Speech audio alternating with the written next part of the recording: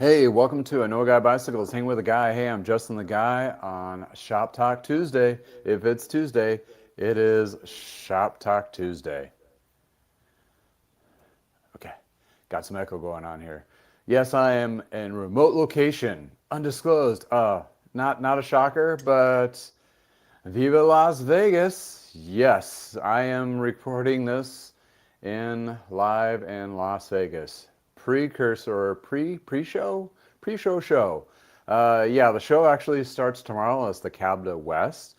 So I am here in town, extended my stay from spring break for my daughter's spring break for doing this event. And in the meantime, I painted the condo. In any case, not that you're interested at all, but I've been spending the last 3 days painting, and today is trim day. So get myself all paint fumed up and ready to go to the show tomorrow. I want to go over a couple things that what I might be looking for at the show. I really don't have a solid necessary agenda, but I do have ideas that I want to communicate or contact or actually see.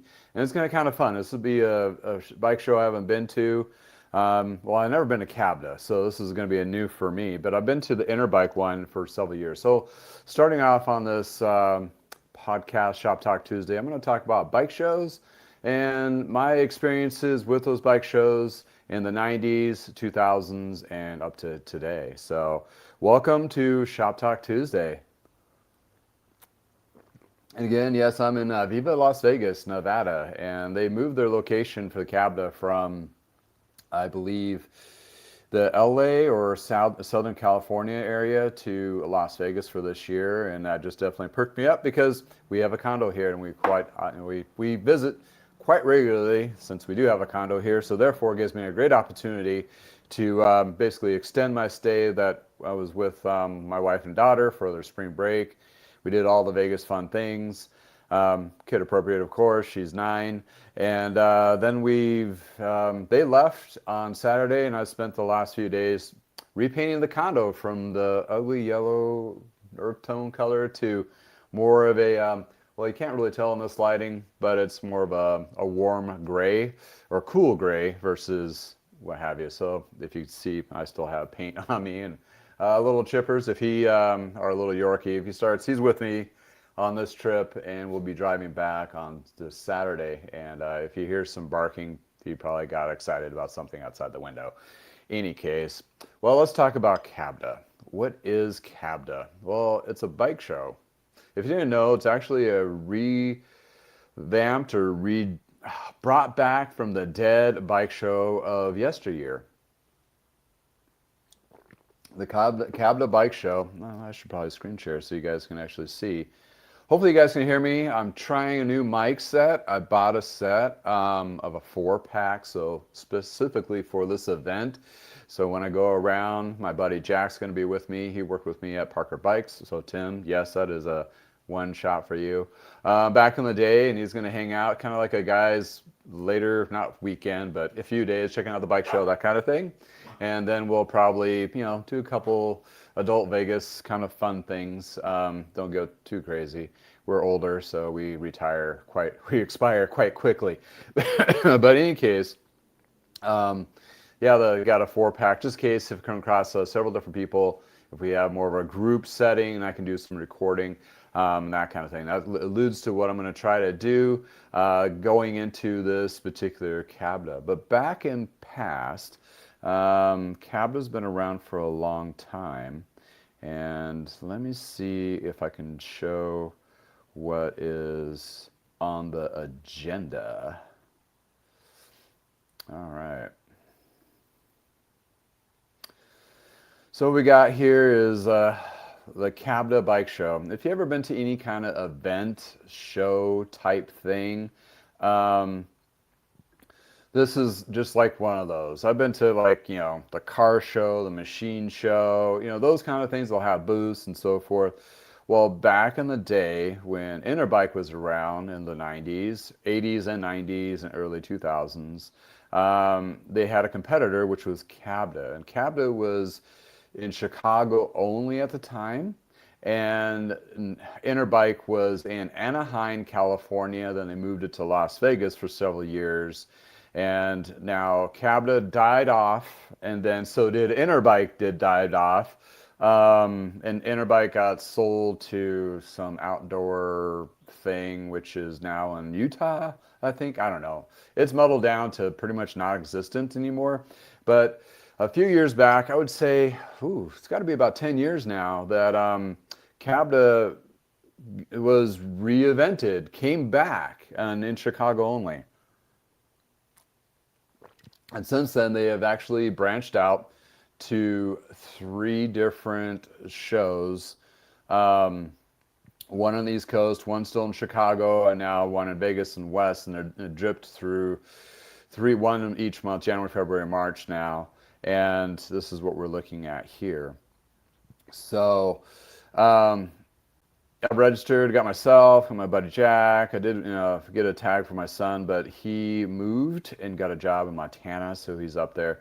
So what they're going to have is several, they have awards, of course, and then they have like a lot of the big brands are still there. I wouldn't say bike brands. Well, now it's more e-bike eccentric, what I've heard, but you have more of your like Shimano, SRAM, and a couple of distributors, which you may not know if you're not in the bike industry. One is J&B Importers. You can see a little, just go through the slides here. This will be a great presentation. J&B Importers, they've been around for a long time. They do a lot of, they used to coin them as junk and bargains, but back in the day, they'd have lower end stuff. Replacement wheels for your 7-speed cassettes, things like that, or free wheel hubs. But also they did carry chains, cassettes, and everything else. And they do have a bike line, or did, called Sun, which is kind of like their low-end cruiser style, three-wheel bikes, that kind of thing. Then you have some various other specific smaller brand niches. I don't think as big as or as popular as like the Made show, what I've seen, or a couple other ones who are more independent, little frame builders and that kind of thing, that kind of deal. But they put some fun into it, looks like, and some other various parts, or not parts, but accessories like the U-lock right there for kryptonite. This is the registration. And they have talks, and they have several talks on there where they're introducing, industry leaders in a sense, and they also have clinics from Shimano and SRAM, which is very interesting.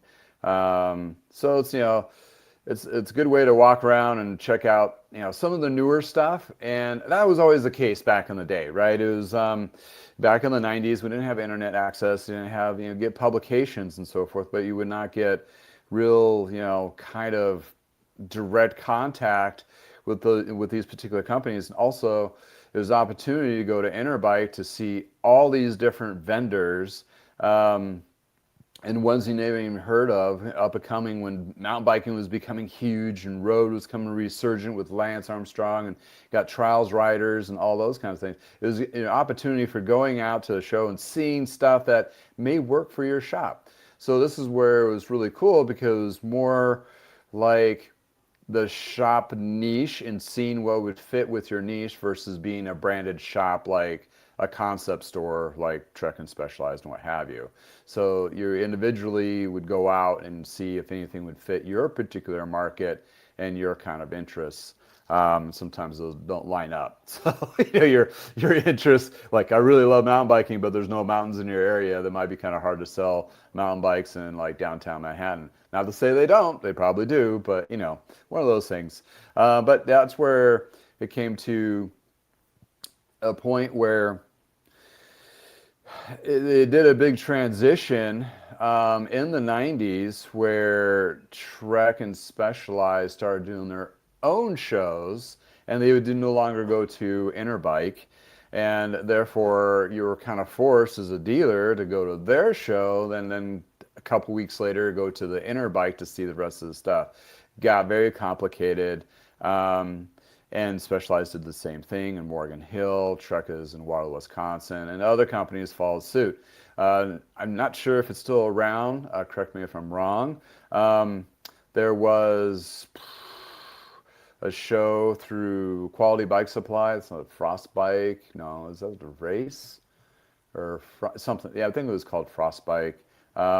Any case, it was one of those situations where they would do their suppliers show where they carried a couple bike lines, Surly and Salsa is the ones that carry, and Soma's one. No, that's independent.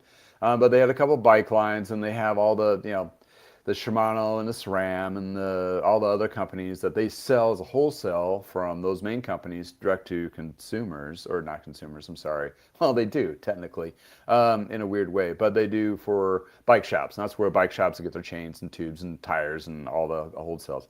Randy, welcome to the house. Thank you for joining us on Shop Talk Tuesday. Hope you're doing well in your neck of the woods.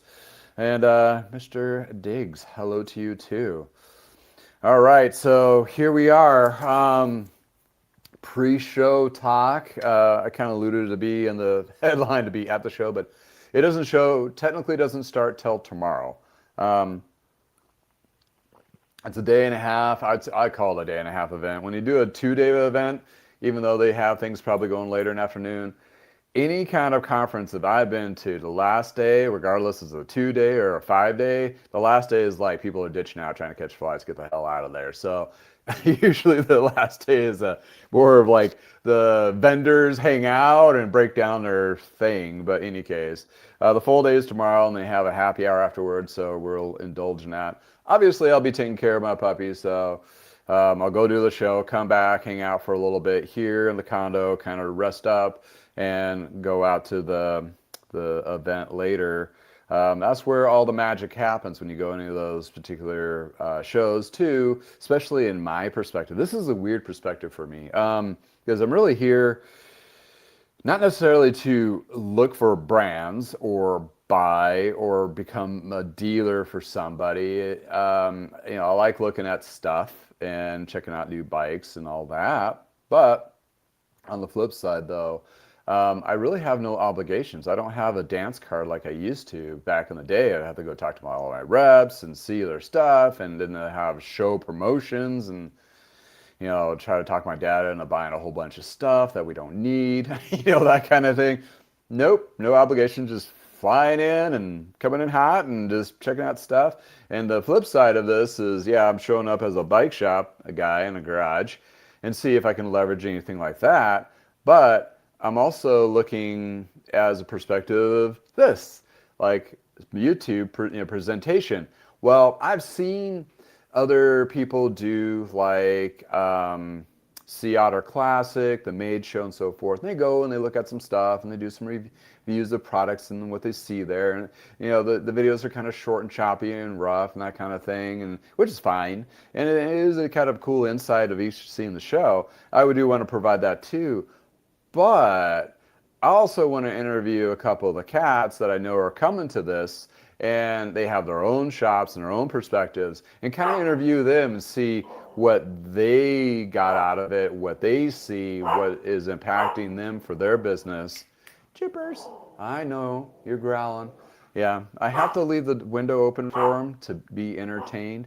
The Yorkies are very finicky eaters. Just a side note, if you ever get an overpriced, expensive dog like a Yorkie, he has a behavior where he has to anger eat. So when he barks, then he goes and eats his food. Weird. But other than that, he won't touch it. So sorry about the interruption there with the little Yorkie. Not too many people walk around out here, so won't be too many of those. But back to the point on hand is my perspective of bringing a different kind of twist I want to bring. Even if I roll up and they tell me like, oh, you can't record anything or take pictures or whatever, I'm still going to. I guess I'll ask for a press pass when I go there and see if they'll allow me to do a turncoat thing of bike shop press cast kind of thing. But in any case, really just want to bring some extra insights to the CABDA. And if you've never been to CABDA, like I haven't been to CABDA, like what is it today? Is it something I should really check out, or is it something that just really doesn't, resonate to what I do, and that kind of thing. But there is a couple there's a couple talks I'll be interested in getting into. Let me get back to that screen. And with those particular talks, where is it? Awards, exhibitors, schedule. There we go. All right, so it's 10 to 5 or something like that. I mean, I don't think it's really all that big, so an hour or two, maybe 3 to wander around looking and talking to some people might be sufficient for my perspective. And so that's going to be 10 to 5. And 10 to 3, like I mentioned, is a shorter day on that one. Then they have a happy hour after that. This is the interesting bit right here, the NBDA Retailer Summit. What that is basically a paid, if you never heard of NBDA, it's a great organization where usually bigger shops are part of. Reason being is it takes money to be a part of it. Then if you really go into deeper layers of it, there's a P2 groups, which you can pay into that, and then you'll do like P2 group meetings at different places around around the States, sometimes in Canada. And a former boss at Lee Cyclery, he was part of this P2 group. That's why I got really familiar with it. And with that particular group, or his group, there's several, and they try to put a group of different retailers where obviously are not in the same market, so they're not competing against each other, or nothing like being sitting in the same room with your competitor and trying to share industry, insights, right? So he was in his own P2 group, and he'd go take tours of stores and so forth. Well, they usually have an annual 1-year meeting kind of thing, and maybe one location. I'm not sure what their schedule is, but you can all go to their website. After this, I'll put it down, their their website information. That's where I actually got interviewed by the MBDA, and several people in my industry like, oh, hey, glad to see you kind of thing, because they really tune into their weekly webinars, which you watch for free. You don't have to be part of their pay level, but it is a group, and they do have talks, and it's, I saw their stuff, and it's pretty interesting. For me, for how small I am, it doesn't totally resonate. I'm sure it would to some level, and anything I do like this I learn, which is great, but I don't think I need to really pay for it or be a part of that organization, that kind of thing. I'm not at that level anyway. So there's the summit there. It's on Tuesday, which is today, and they have a whole bunch of talks and what have you. They piggybacked it with CABDA, which they kind of did a little collaboration there to draw more people to the show and draw more people to the NBDA. So they have a couple talks that are going to carry over into Tuesday or Wednesday and Thursday, which I might just kind of put an ear in and see what they all have to talk about. The biggest hot topic that may not be talked about too much, but come on, our state of the state, and on top of that, the tariffs that are going to be happening on the 2nd, and what already is being affected. So, let's be interesting to see what these guys. SRAM, I might, check out some of their stuff. Might poke my head into one of their little seminars, see what might be new, what they may have coming up, or more case work on it. But they do have a really good video series. I'm working on some of their stuff. They are actually local to me. I think their headquarters are down in Colorado Springs in Colorado, where they carry, RockShox, Avid, and like a host of other brands. The other one, another big tech or component manufacturer is going to be their Shimano. They're going to have some, how to learn, how to repair, how to set up kind of stuff. I'm not really here for the techie part of it. Quite honestly, a lot of stuff I can just sit back and do the Shimano classes online if I wanted to. It's good if you're a newbie and you're learning how to do stuff, and or a newer shop and want to get kind of, some people learn differently, and then they like to be able to see an instructor, talk to them directly. This is their opportunity to do so. I'm not going to take up any of their spaces for that, because it wouldn't, let's say have a free space, whatever, and if I have time.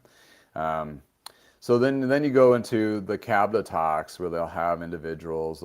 This one's going to talk about fitting concepts, which I might pop my head into that one. It'd be kind of interesting to see what the latest fitting techniques are, since I do provide a fitting service.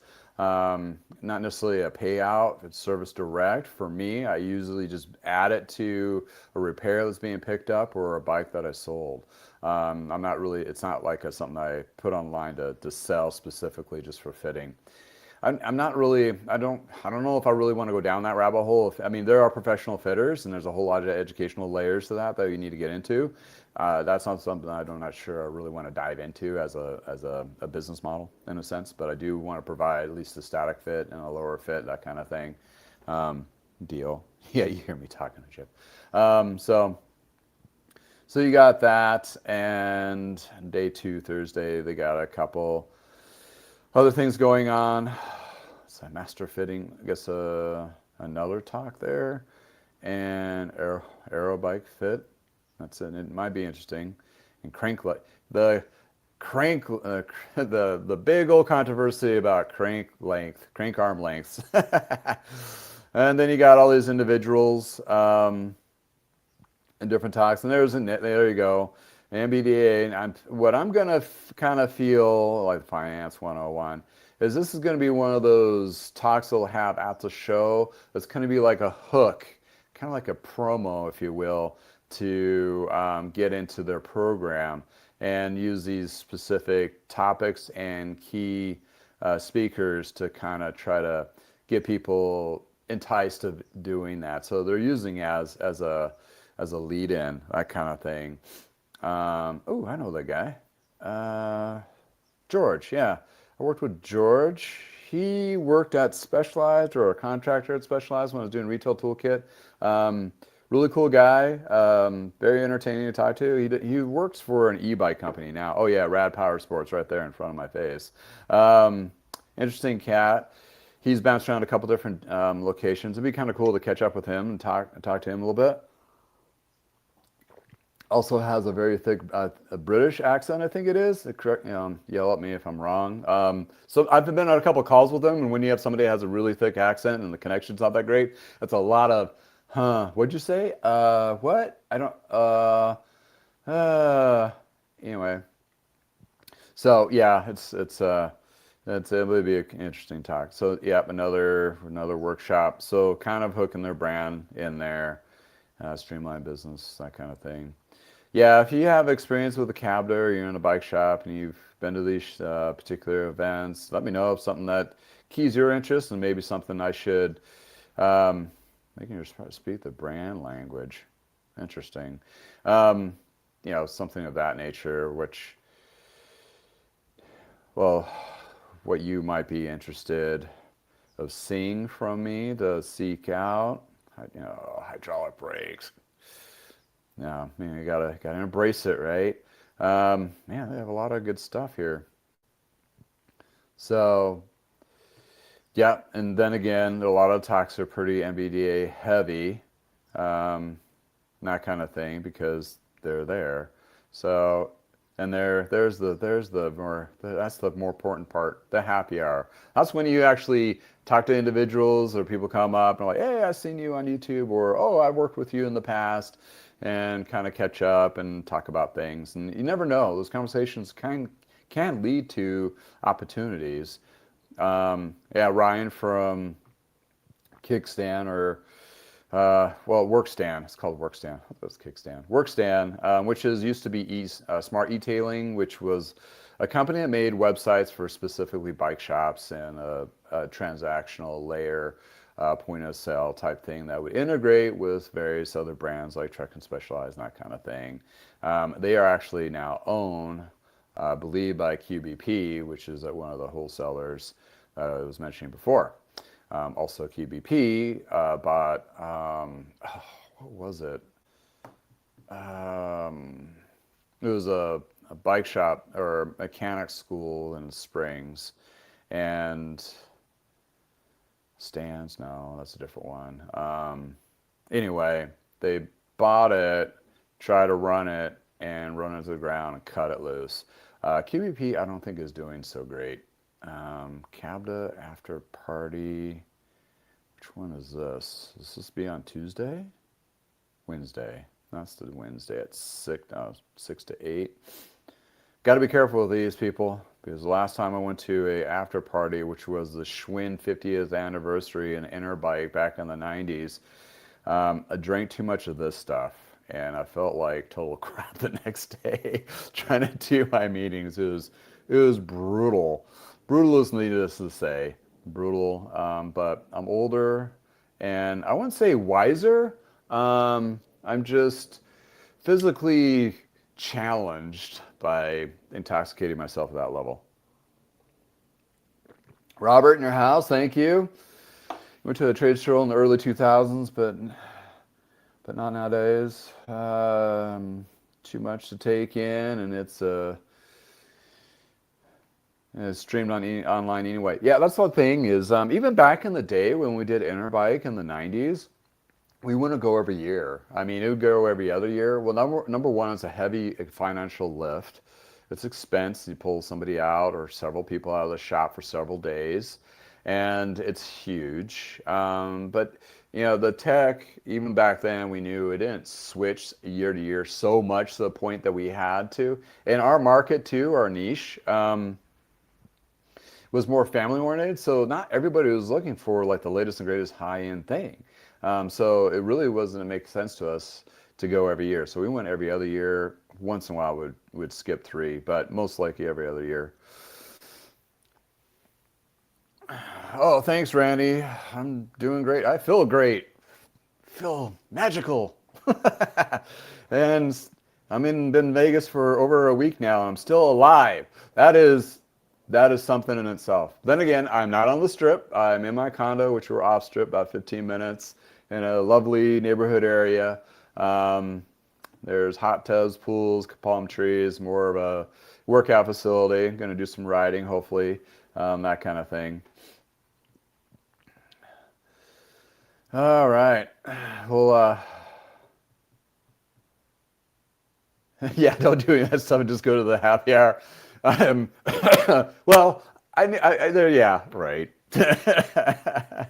By the way, but, yeah. Any case. Oh, BTI. Okay. By the way, yeah, autocorrect on phones. Trying to do acronyms for businesses. Just it's difficult. Oh yeah, BTI is going to be there too. So interesting. I'm looking at a few things for myself that I'm looking to get into. And I'm a small shop, obviously. I'm a garage shop. I do sell some used stuff online, a few new things that are like pre-wax chains online for my business model. Do a lot of service, and mostly it's just refurbishing bikes and parts and that kind of thing. And I sold a couple frames, so those have been kind of moving instead of full bikes. So that's kind of where my business has shifted. And in bicycle retail, I've been in there for 35 years. The fact that over that period of time, I know that 1 year you'll shift this direction, and it could be abruptly, and a year later you'll have to shift a different direction because that's what the market is needing in your area, or your let's put it, your community is needing. And try to give it a little more, less a business aggressive perspective. So I'm trying to cater to my community, but then again, you gotta take care of the community, because if you're not selling anything. So regardless of that community is local, and like I mentioned with the internet, it is now abroad. So I'm helping people out with parts and frames and bikes over all nationwide, right? And even tech information with individuals that are overseas, and that kind of thing. And it's not something I advertise to do, but conversations happen, and somebody reaches out, oh, how do you work on this? I may have a video on it, what have you, that kind of thing, to help people get out there and ride. So the community is no longer just pigeonholed, but what really, you have to pay for the lights to be on, so you still have to do the service, you still have to sell the parts that you think are going to sell, ship, and that kind of thing. So that's where my business is kind of evolved to and how I wanted to, and it also is driven to what I want to do. Obviously, there's so many. That's what's kind of cool in the cycling. The bicycle industry has so many different branches to it. So, however, what your interests are, you can definitely divulge into all those different rabbit holes. If you're really into e-bike stuff, like Josh at Precision E-Bike, hopefully I'll get to chat with him. I'll have to ping him here after this call, or not call, this podcast, and see if, his niche, that kind of thing. Or for me, just working on bikes or doing a mobile service, or want to have a little shop and take care of family, or if you want to be more of an elite fitter, or if you want to have a shop that's specific for triathlons, or any of those cases, right? So there's so many different pieces to cycling where you can somewhat support yourself ish, with those particular ones, but I would guarantee with all of them, it is a lot of hard work, and what you're getting out of it is really not a paycheck, more as satisfaction of bringing a positive influence to that cycling community. That's a better way of saying it. In other words, you'll be a happy, poor mechanic. But at least you'll be entertained, do what you love doing, all those things. Show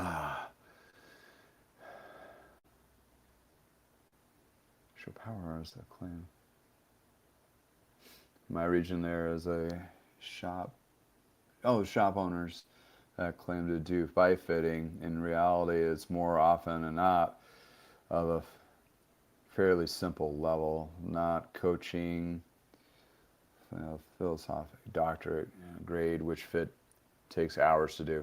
Yeah, there's different levels of fitting. I mean, they've actually taken that and gone a whole different direction. What Robert's mentioning in the chat here about fitting.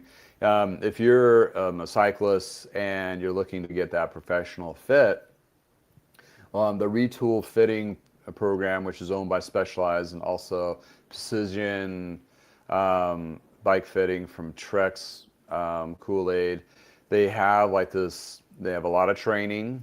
It's almost getting a small doctorate in a sense. I want to say doctorate nursing, of learning how the body works and all of that, and how to do a pre-assessment and stretching and how your body works and all of that.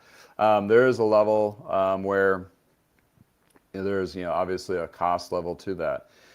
For most consumers, most of those fittings, just a standard quick fit takes care of about 90% of those people.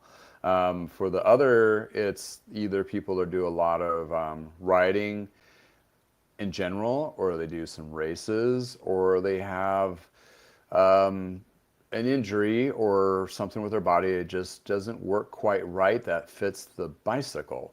So therefore, that's where that cost lift becomes, in a sense, invaluable enough to do, to continue riding or get into riding and so forth, because that fitting position, and you're talking about seat, all your contacts, your seat, your grips, your bars, your pedals, the shoes to go with that, all that, and then how your body works. There is a whole science behind it, and it does work to a lot of levels, and you do get like this a lot of data on the back end of it. So when you go look for a different bike for a different brand, you may have to do some different adjustments, that kind of thing, to get it to perform or to work better fit for you. It's kind of like specializing a shoe to your foot, kind of thing. But there's a lot of shops out there that sell it as a premium service, and that's been going on for a long time. With that previous premium service, they've found it to be a business in itself, and also as an upsell opportunity. Not to say, back in the 90s, we had a little fit station, we fit people up, just general fitting. That gives able to have that conversation like, oh, you need a water bottle cage and a pump and so forth. Yes, we used it as a selling platform too, back then, but it was more light and polite.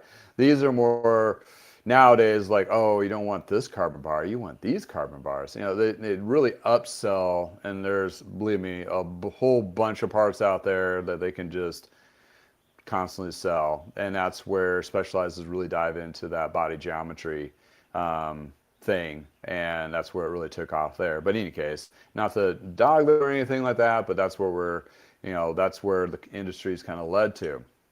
So if you're a consumer, rider, avid cyclist, or even a shop rider that wants to do a fit but doesn't provide that service, don't want to dump $15,000 into training and equipment, I would suggest going to not a bike shop fitter, but to a physical therapy related fitter. And there's several in my neck of the woods, which is they're just a fitter. That's all they do. They're not really to the shop. They'll help you, guide you what parts you're going to need, and not necessarily an upsell type situation, but it's going to be more of like a soft sell in a sense. They may have some stuff, but it may be more so on just getting the right fit kind of thing. So you not feel like you're there to be basically sold to. And I've worked in a shop like that, was very aggressive fitting, and they were very aggressive upselling. And every time, even on new bikes that they sold, they charged the customer another $300, and they would walk out with another $1,000 worth of parts that would be upgraded on their bike that they just bought, that kind of thing. So yeah, I mean, some people are into that. That's great. That's fine. And some shops have found a really big success on that. Sure. But for me, coming back in the day where we used to just provide that free fitting, and which they don't provide a free fitting at all, which is kind of, I don't know. It doesn't leave a very good taste in my mouth. Let's put it that way. But nor here nor there. And the funny thing about Trek is they have their own precision fitting, which is combating their retool from Specialized. And what the funny thing about that is, I don't think any of their corporate stores have it, although they forced upon or opportunity upon a lot of their dealers. So they're not drinking their own Kool-Aid even, which is kind of crazy. Anyway, so that's what I got. Oh, hey, Joe. Thank you. Welcome for coming in. Oh, you bought a Van Diesel bike. Nice. From Menem using... Oh, you used my promotion code. Awesome. Awesome. Small void in the carbon inside of the seat post area. Oh, they weren't helpful. Huh.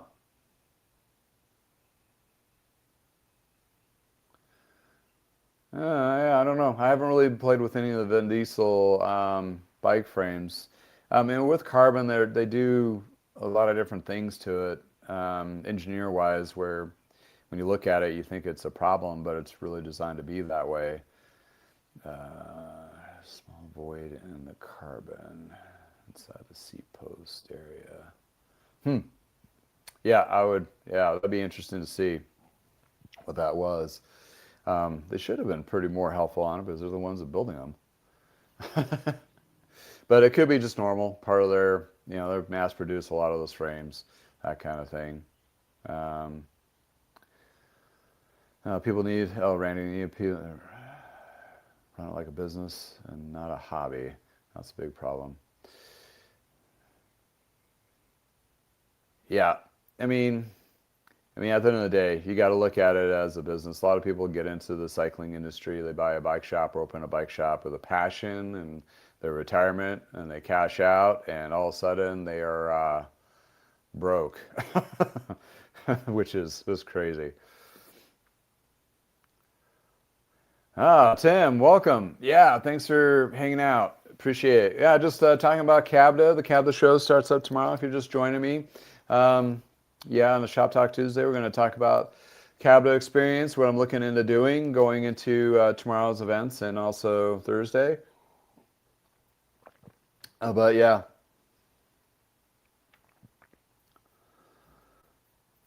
Yeah, so, yeah, hey Joe, yeah, hopefully they do resolve it.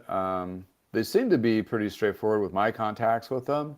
But in any case, to say not all companies are equal to every customer, which is, consistency should be the main priority on a lot of bike companies, brands specifically, especially when they're in their hot water right now trying to sell anything to anyone, because right now the market is softened up to a point where it's pretty brutal. But in any case, so yeah, that's where we're Oh yeah, that's what we're looking at for going into the CABDA show. For the most part, what the events anyway. Going back to this, for me, oh wow, there's shows in New York. Ooh, that's going to be pricey stay for the East Coast one. For me, so going back to my little adventure of seeing what I can do. Um, so these are the expo sponsors or people are showing up. Basically, so this basically is free for bike shop people. You don't have to pay anything to get in, or at least I got in early enough that maybe there's a charge on the day of, but whatever. But here's the thing: is there, with any of these particular events that are free face forward or low cost, a lot of these companies are basically paid to be a part of it. So a lot of these, Shimano, J&B, NBDA, SRAM, all of them, they put in money to help pay for the organization to run and put on these shows. And since they have multiple ones, so they have multiple charge on multiple times, which is obviously kind of brilliant. So if you put on the work of one show, and it's a lot of work to put these off, but they're able to triple it up and make it a little more profitable. Plus, also, you give it a better outreach, even though shows might be smaller overall, but it's not one big one. And that's where Interbike in Las Vegas was a very big handicap for people on the East Coast, or shops on the East Coast, where the majority of our population is, and most of the shops would have a hard time making the trek all the way over to Las Vegas during the 90s. So this actually is a brilliant idea of splitting it up, and therefore make it a little bit easier, more enticing to come out. So these brands specifically, I've not heard of these people. I've probably seen them, but don't know. But Shimano, of course, that's, on half the bikes out there have Shimano components on it. J&B Importers is a Miami-based company, which you may not know of. But what they do is they supply parts and sometimes bikes. But that's where you get like those walled wired baskets and wheels. And it's going to be interesting to see what they evolved to today. Looking at their website, it's pretty, as my buddy Jack, he's a front-end developer, and he's like, ooh, their website's like old. They really haven't really put a lot of investment into that. But they're not forward-facing to the public. They use the bike shops as, it's really for the bike shop. So bike shop people are not going to care as long as it's functional on the website portion of it. But that's where you get your chains, cassettes, and all that stuff. Back in the day, we would have, since we had a warehouse local to us, they would do free deliveries twice a week or something like that. And that was able to give a good flow of parts without having to carry a lot of it, which is kind of nice. So I'll go back to J&B in a minute here. Avis is more of a locks. NBDA, that's your organization. SRAM, which I mentioned before, they're down in Springs. Yeah, kind of interesting to talk to them a little bit. For my interest of what I do, it's like chains and cassettes. That's really about it. Maybe some small parts if I was going to work with them. A Niner is another one, which is right in my neighborhood. They have in Fort Collins, Colorado, which is 10 miles from Loveland, where I live, in Colorado. Niner Bikes, you may have heard of them. They are owned by Wheels something, which is a parent company of Huffy. That was a whole big kind of interesting acquisition that they back, it was like 10, 15 years ago now. That Niner Bikes is still produce bikes, obviously. They didn't muddle the line. They're not being thrown into Walmart. It's still a specific bike line. Kind of like where Pond Holdings have taken that concept and really supersized it. Because Pond Holdings, they have Schwinn and Mongoose and department store bikes, and then they also carry Cannondale, used to be GT, Cervelo, Focus, and a few others. So they have, the same kind of concepts, the parent company, investment company kind of thing. Jamis Bikes, it'd be interesting to talk to them. We used to carry Jamis back in the 90s. Worked on several Jamis bikes in the past, and kind of see where they're out today. That is one of the bike lines that I heard that to one shop in Michigan that they would supply him bikes, but he would only have to pay for the ones that sold. But needless to say, they probably didn't do that. But in any case, it was just an interesting concept. Not that I have a footprint to do that, but in any case, it would be a good conversation. UL, no idea. Cart Trike, or Ketrike, that's a tricycle company. Yeah, something that'd be interesting.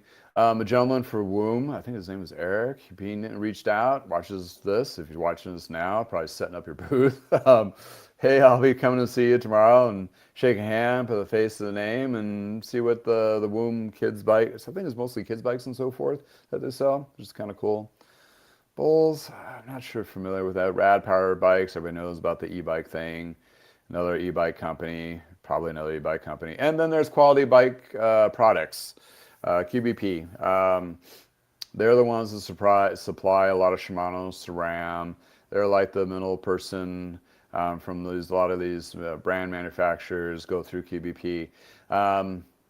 They're known for, you get, shipping. They have a warehouse in Denver now. They didn't do free deliveries like J&B did, but the prices were a little bit cheaper sometimes back in the day. But those are the two that a lot of J&B importers and QBP is a lot of people go with. Like mentioned, BTI is not on this list, but I think they're going to be there. And talk to them. I think they were New Mexico, Santa Fe. Used to be back in the day.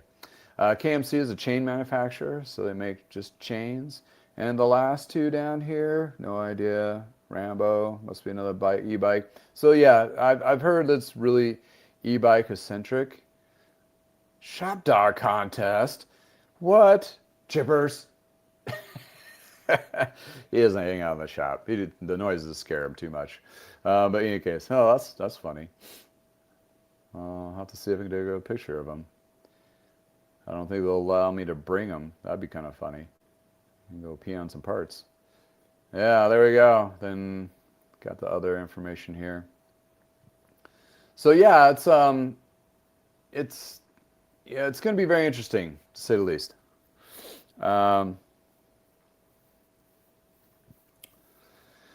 Thanks, Tim, for chiming in. I used to love Interbike and in a revived CABDA near Chicago. Oh, so you must be near the. Oh, that's right. You're up in that neck of the woods. Yeah, I mean, I have a brother in Chicago one of these years. But it's in winter. I don't want to go to Chicago in winter. They had the CABDA bike show in Chicago in, let's say, June. I might make the effort to go up there. But yeah, in the winter, it's no thanks. I'm good. I'll wait to go to Vegas in March. A little bit warmer for sure. So yeah, those are the brands. So what kind of get out of this, right? I'm going to a show, talking to some people. So what ventures I've done so far in my little micro shop? Well, I've bought some chains at wholesale from Connex, and I bought chains at retail, but really discounted from SRAM, and I've waxed them as a pre-waxed chain, which is a couple things there. And Vital Chains is another guy outfit that does pre-waxed chains, doing the same thing. Is it something that I want to venture and do more waxing of chains? I mean, I do for like service and for resale, but getting parts at cost. I don't buy a lot of parts as it is, so the dollar amount's probably not going to total up per se as it stands. But it would be nice to be able to get some tubes, some tires, and cables and housing a little bit cheaper. But basically that rolls into the cost of what my services are, which my overhead's pretty low, so it offsets that. Therefore, I don't have to have contract with any of these companies. That's the thing, right? If you don't have to have a contract with any of these companies, you don't have to deal with like minimums and hit a dollar amount to get free freight. There's a lot of complications to that. and that kind of bogs you down when you just need a chain. And I'm like, well, it's a few bucks more from Jensen's USA or somebody on eBay or whatever to buy that. And I've been absorbing that cost into enrolling into my operations just as a sanity tax. Because, back in the day when we had several of these vendors, you'd have reps that come with those vendors, and they're coming in every week or every other week, and they're taking up a lot of your time. I don't have time to do that as it sits. So for me, it would have to be a true win-win in a sense. What would that win-win look like? Well, honestly, so let's go back to QBP, right? QBP. Let's see if they have a link on here. QBP is an interesting one. If you're in the bike industry, QBP is a vendor of parts. It's not a forward-facing, but they're the ones that kind of sneakily, in a quiet way, did a direct-to-consumer portal. But the twist is the direct-to-consumer portal was through a bike shop and the bike shop website. Brilliant, because they already had, over decades prior, like Cambria on the West Coast or Treefort in Michigan, those would buy parts from them and sell all the stuff online, but they still had a retail front no bigger than my garage. So they were already doing this, and even though they weren't supposed to be doing it, they were doing it. So QBP finally, over all these years, came to a point and went, oh, well, let's come up with a plan that opens up to specific dealers. And I don't know the contract of it or what the limits and all that are, but there's a layer with you being a QBP dealer. I'm sure you hit a certain level or whatever, you can basically have a transactional white label your bike shop on top of their selling platforms. Basically, you control the pricing of it. Then when the parts get sold, QBP handles all the shipping and sending of the products. So essentially, your affiliate sale through your website, and then the shop gets a certain percentage of those transactions. Okay, there's a couple of companies I buy directly from, 365 Cycles and Competitive Cyclery, or Cycles or something like that. You can tell, use this QBP platform, and they lower the prices to the point just to sell more volume, which is brilliant because they're just making a little bit of money where they would be making no money, and QBP is getting transactions through it. So there lies, since I'm more a website, YouTube influencer, if you say, and since this aired last time, I hit 10,000 subscribers. So thank you for watching. That makes this channel, so appreciate it. So, keep with me. If you're a small shop and you have a QBP and you have this opportunity of doing that, and you do have a website and you do have a decent traffic through your website, this may be an opportunity for you to make a little extra money, essentially.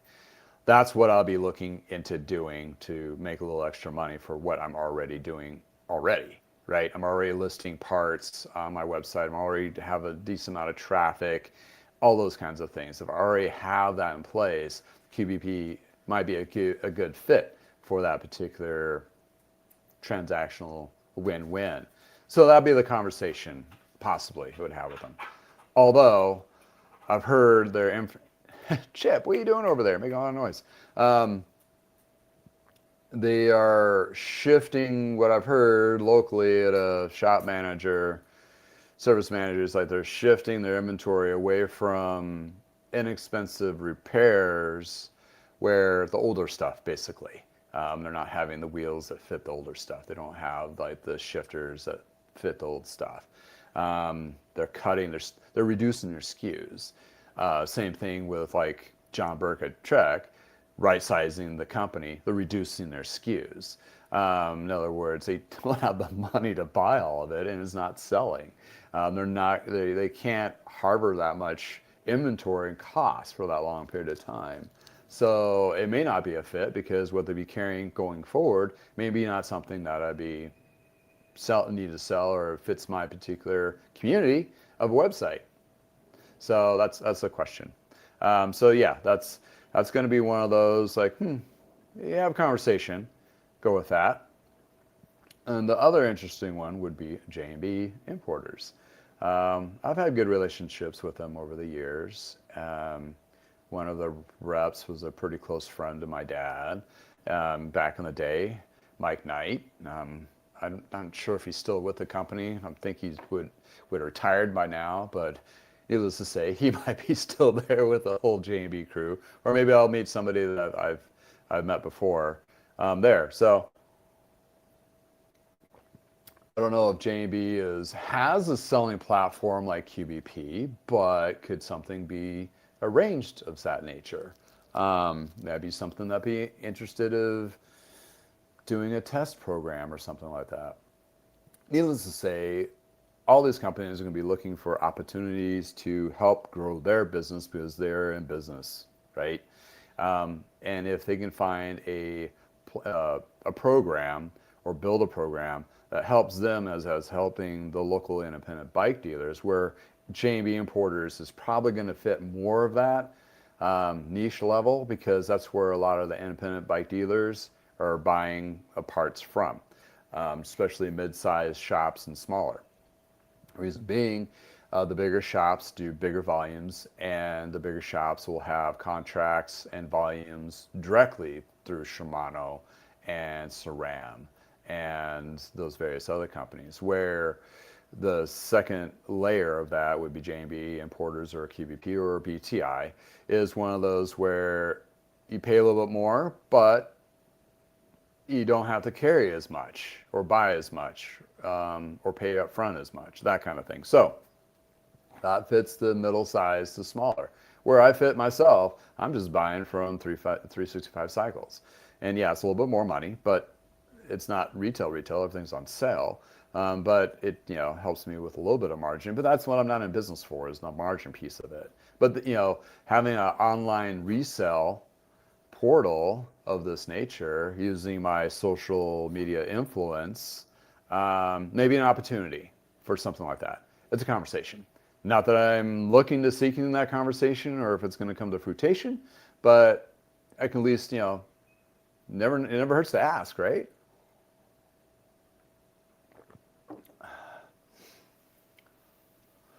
All right. Whew.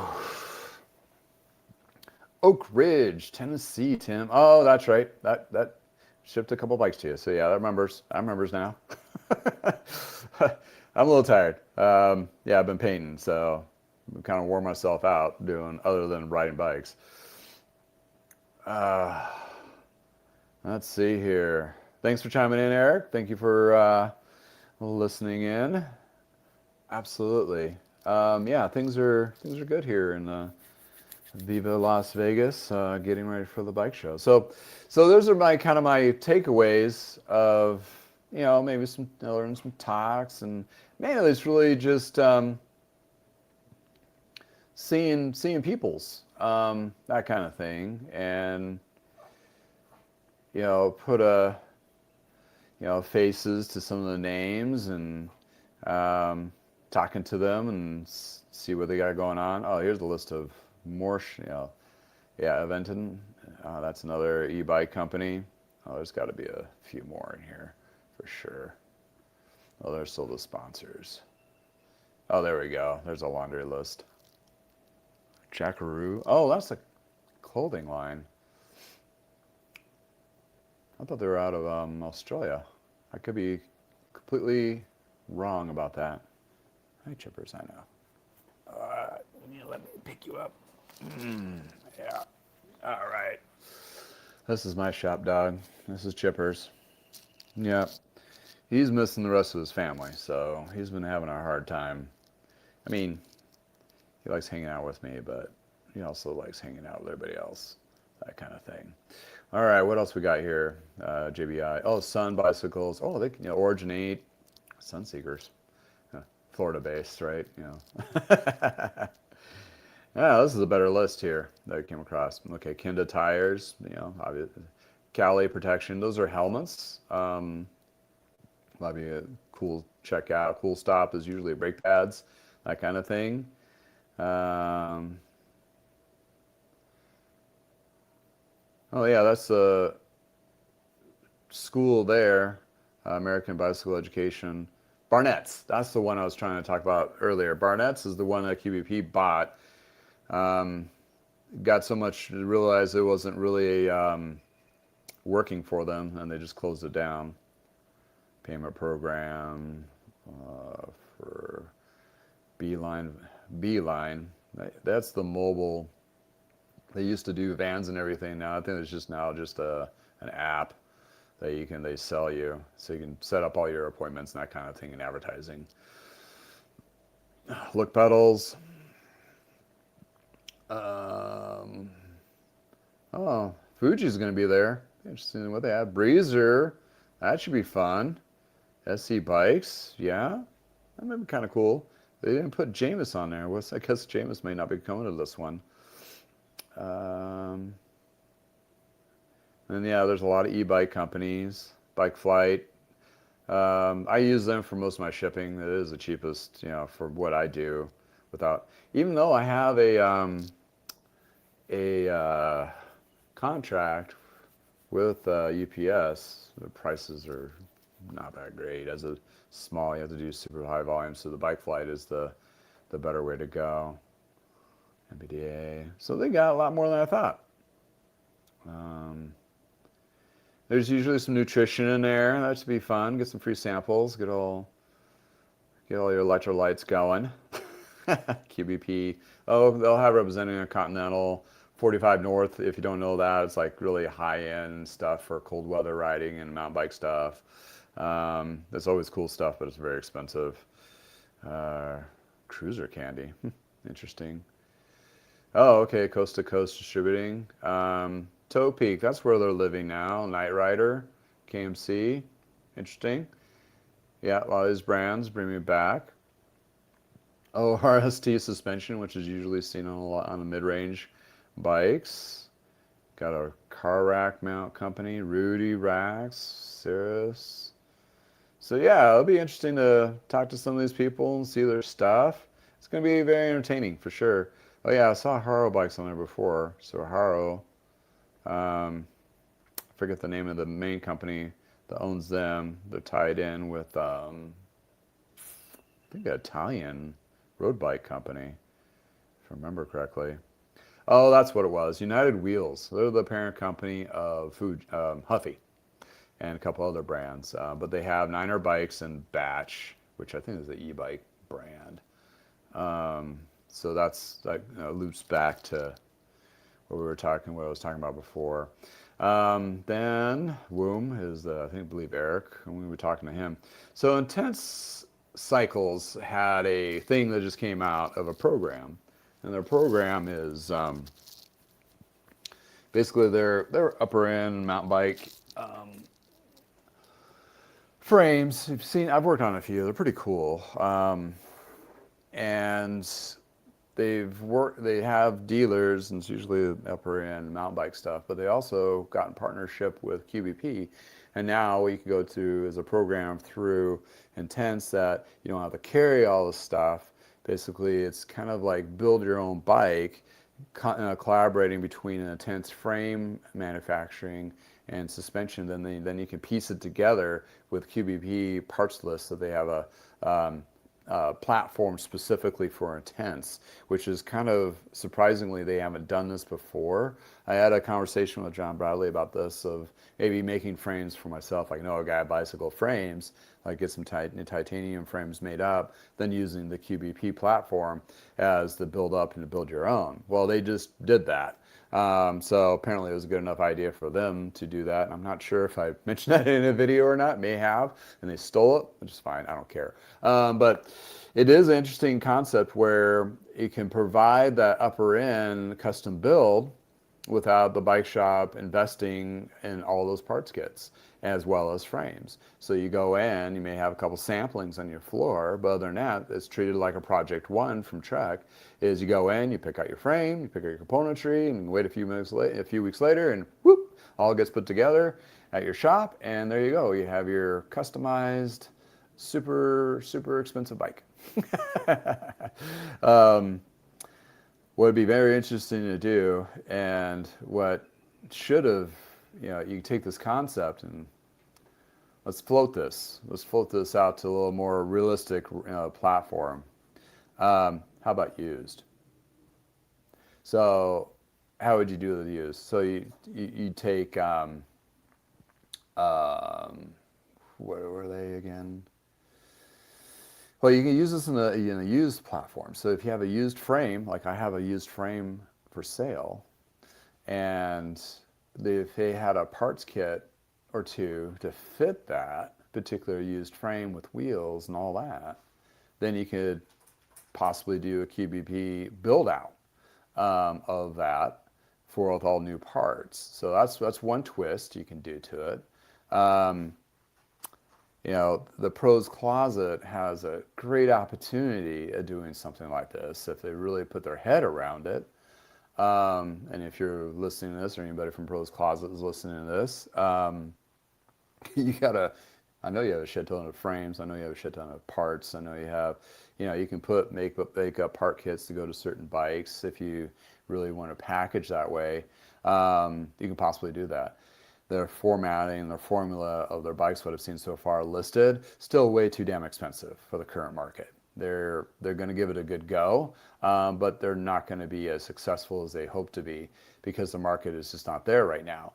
It will be eventually, but does the investors have 2 to 5 years of going, okay, we don't have to see a profit for the first couple of years? Said no investor ever. So yes, there's going to be some interesting twist to that. But if you were for somebody as big as the Pros Closet and building up, why don't you take a couple frames and a couple kits and see if you can make something special out of it. And therefore, if you had a platform where you can go to a website and like, oh, I want that old Ritchie frame or whatever, and then they have a parts kit that matches that you can pick from, and then you can have it pre-assembled and then shipped to you, or partially pre-assembled. It doesn't have to be the full bike. Just like, hey, I just want to get the bonnet bracket and the headset and a fork put on there, and then I can do the rest of it. That made an opportunity too. That might be one of those things where you can do a custom build off of used parts. Some things you want new, like headsets and bonnet brackets and that kind of thing, is all possible. But that you can take that concept where Intense is using new on top of new, and you swap it with used and mix of used and new.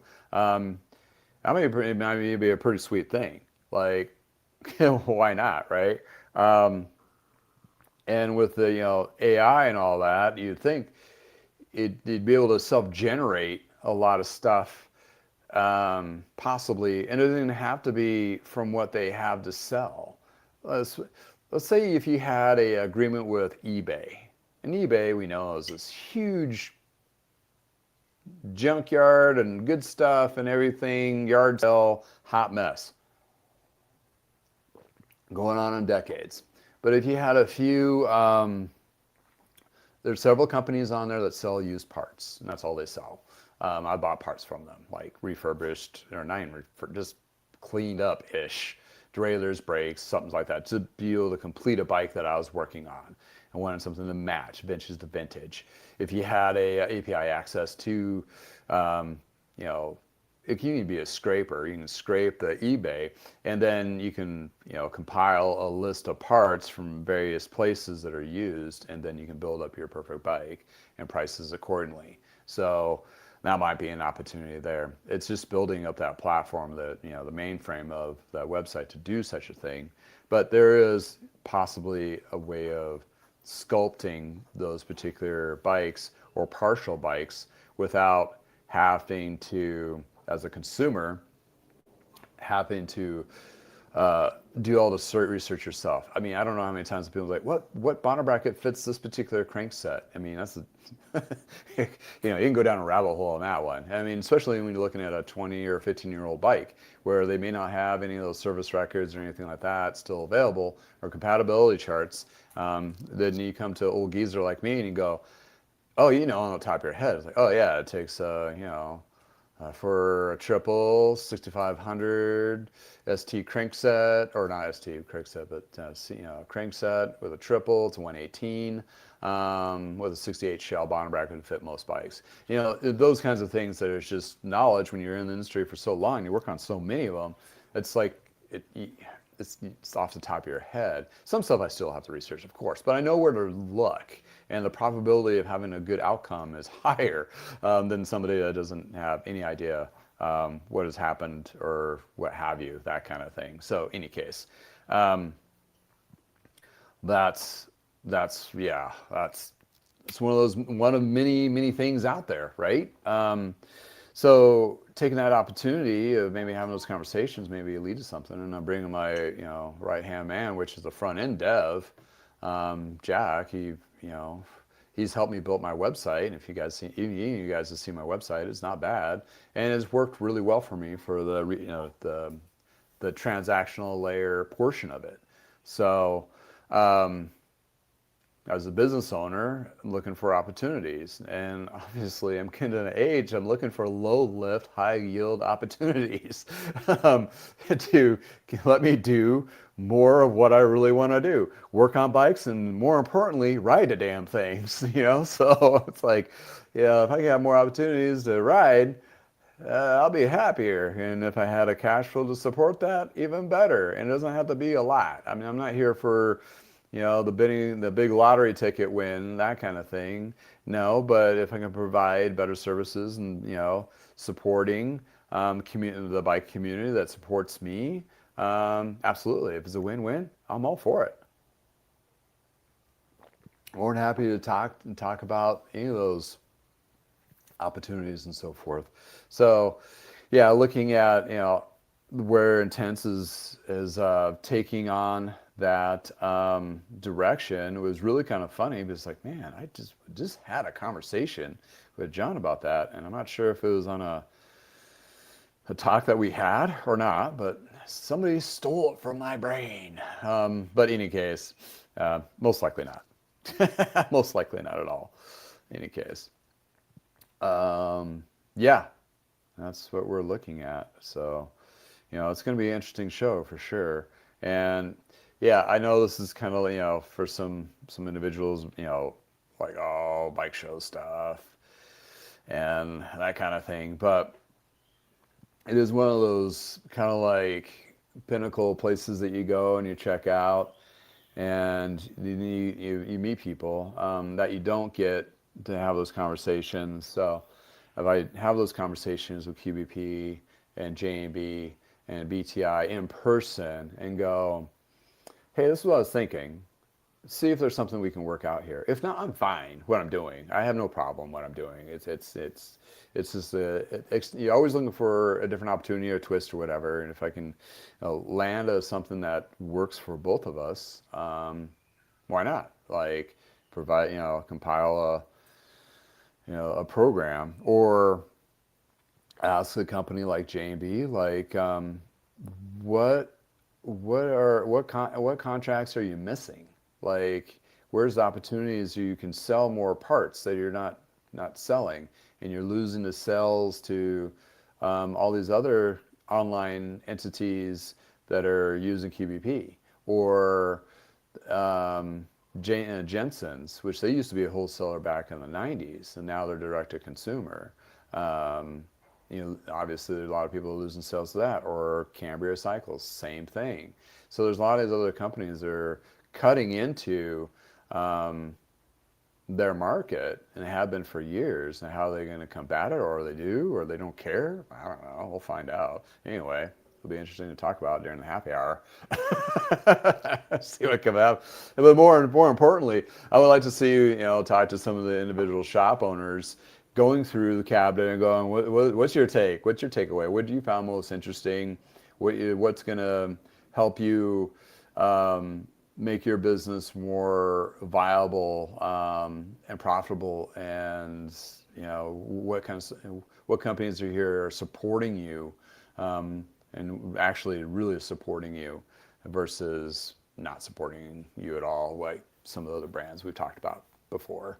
When we talk about the Specialized and the Trex, and there's man, I finally got through all of I read most of the chats that comments on that one video, and it was insane. Well, how many? It's over 100,000 views, which is insane in itself. And people like to watch a train wreck. Well, fortunately, fortunately for me, there's a lot of train wreck to cover, because it's just every day there's a new catastrophic thing that's about ready to drop, that's going to affect. And what I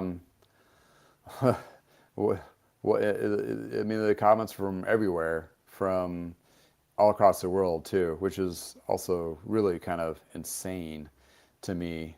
In any case, I'm gonna test something here.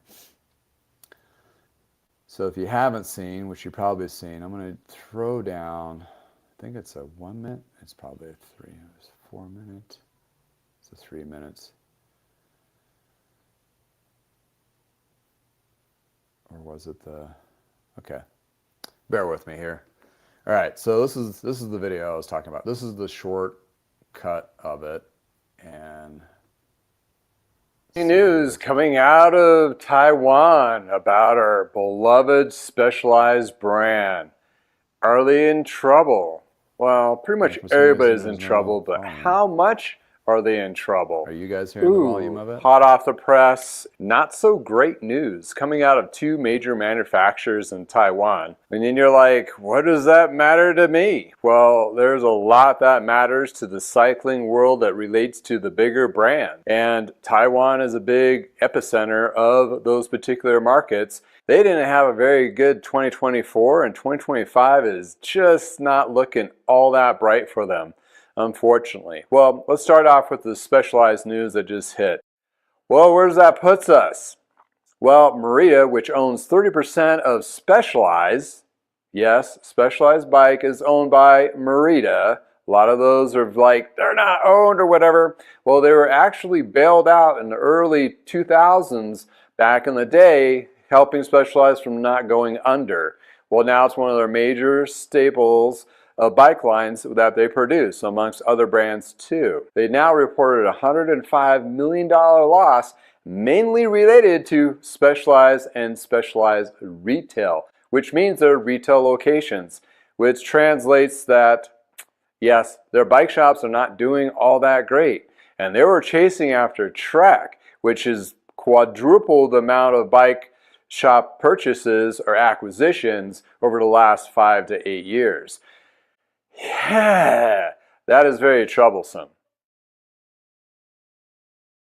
So that reporting basically tells you that, yeah, bicycle retail is hard. We could have told them a long time ago. And you'd think they'd have enough insights that it's pretty rough, and when things get really rough, it gets really bad.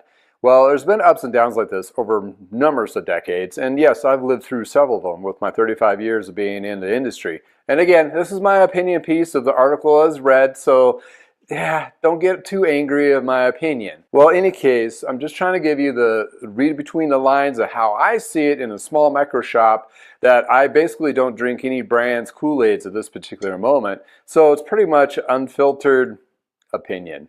What we're really looking at is retail is tough. We know this. And having a lot of stores, they saw good profit because they are basically dealing with costs of a manufacturer versus costs of a bike shop, which they have deeper margins.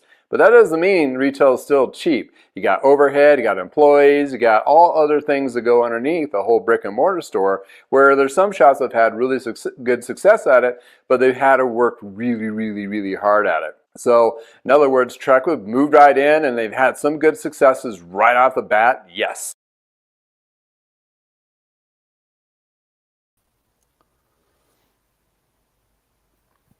So there we have it. You know, that's just it's one of those things where that video itself just took off, and it's just nuts. It's just nuts to me. I've had a couple of videos that have taken off similar to this, but this was the one that really kind of took the cake, and it's still running pretty strong. Give you some numbers here of the analytics, if I can find them. So currently, it's had over 156,000 views, over 11,000 hours of watch time, and I've added 300 or 610 new subscribers just from that one video. 23 times higher than my usual video. So that being said, that's pretty insane to see a video launch like that, and it wasn't very long of a video, but it did cover some very topic points for sure. And let's see here, and go to the actual. Let's go to the actual article. This was brought up from. Oh, there they. Oh, wait. Okay, hold on here.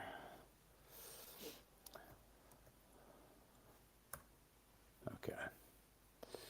So yeah, it was an article and it dropped, and I was like, oh, I got to make a video of this. This is right in the wheelhouse of what I was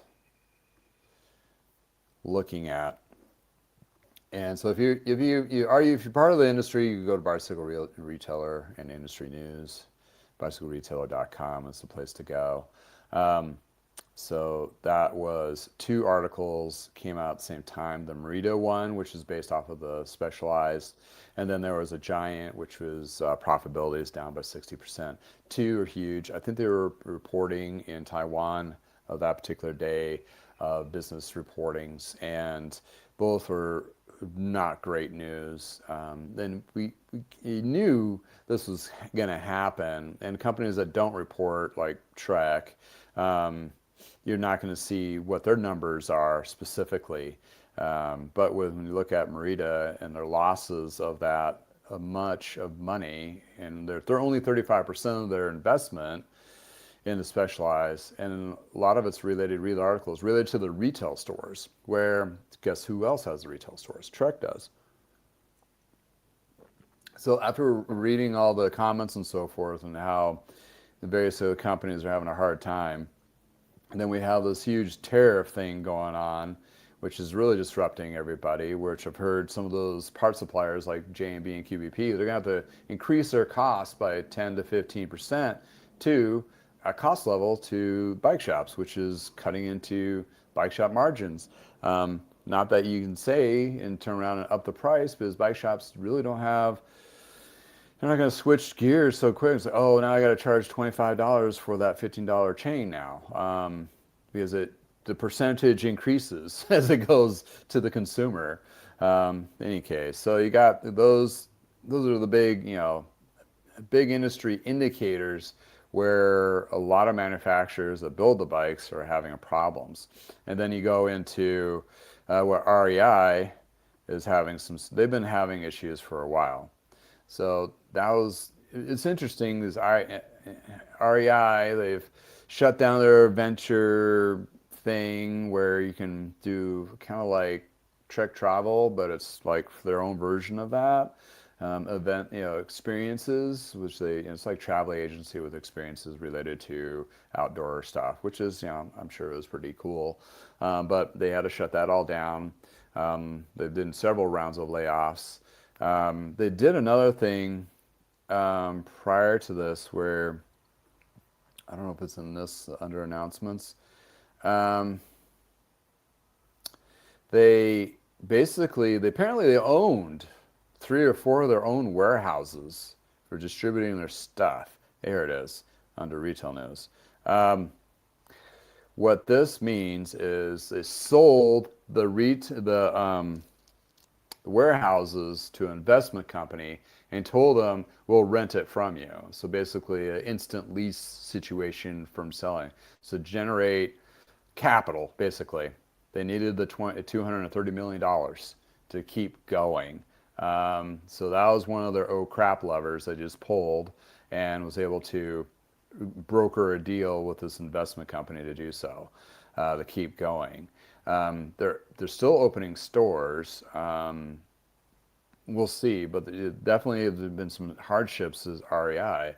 REI, if you don't know, if you're not in the States, they do outdoor, climbing, hiking, camping, and they do have a bicycle department within there, which is a little bit more, more intuitive, bike shop related versus kind of just sell bikes.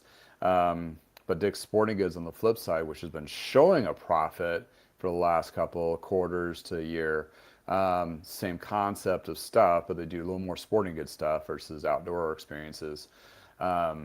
They sell bikes as well, and Pond Holdings, which owns a whole bunch of companies, sells to both. So one's doing good, one's not doing so great. That's just, the constant shakeup that we're experiencing here. So it is pretty, I would say intense. Needless to say, it is not very strong, and it's pretty intense. So going into the CABDA show is going to be interesting because a lot of this vendors do relate to some of these companies, and some of them are gonna, they're all gonna put on a good face, right? They're all gonna be like, oh, things are great here, we're doing great, whatever, most part. And then when you get the deeper conversation in a happy hour, they're like, oh, that's when you get to see if everything's caught on fire and a dumpster fire going on. But sometimes, we'll see. But in any case, it's going to be fun. We're here having a good time. To employ my shop dog into that contest, which I probably won't win. In any case, but yeah, it's going to be interesting for sure. So next week be definitely for next Tuesday a recap and maybe conversations. See how those conversations went with some of those vendors, if I can divulge that, and see if there's any kind of win-win that we can get out of that. Other than that, though, I'm going to enjoy the 80-degree day that we have here in Las Vegas and possibly go for a bike ride if I have time. Got a little painting still to do in the condo. I've got the trim work to do, so I'll, I'll leave you with that. Any case. Well, I'll probably have to cut it a little shorter today because, I don't have bike stuff here to show and tell. Well, I do, but I didn't want to drag it all out and get in my way of painting. In any case. The bike shop show is going to be, the CABDA show is going to be very entertaining. Should be a lot of fun. Get some good insights. I'll try to collaborate some videos and share experiences from other shop owners and businesses and see if we can get a little bit better insight of what the show's all about and how everybody experienced them. And hopefully we can bring that to you and you find some either value or entertainment at least out of it. And it's Vegas, so something's going to always entertaining going to happen regardless if it's good or bad or otherwise. But in any case, here we are enjoying the palm trees and the warm weather, and going to get back to it. Well, thanks guys for hanging out with me on a Shop Talk Tuesday, and so you're nice in your neck of the woods, go for a ride, and I will provide hopefully some really cool insights coming from this, and hope you guys enjoy the rest of your week. And please comment, put some comments below if you have any questions about the show or anything that I should be asking or looking for or whatever. And in any case, hope you guys have a wonderful day, and until next time, if it's Tuesday, it's Shop Talk Tuesday. See you guys later. Thanks for hanging out. Oh, I'll see you back in Colorado next week. Home. And my tools. I miss my tools. Oh yeah, my family too.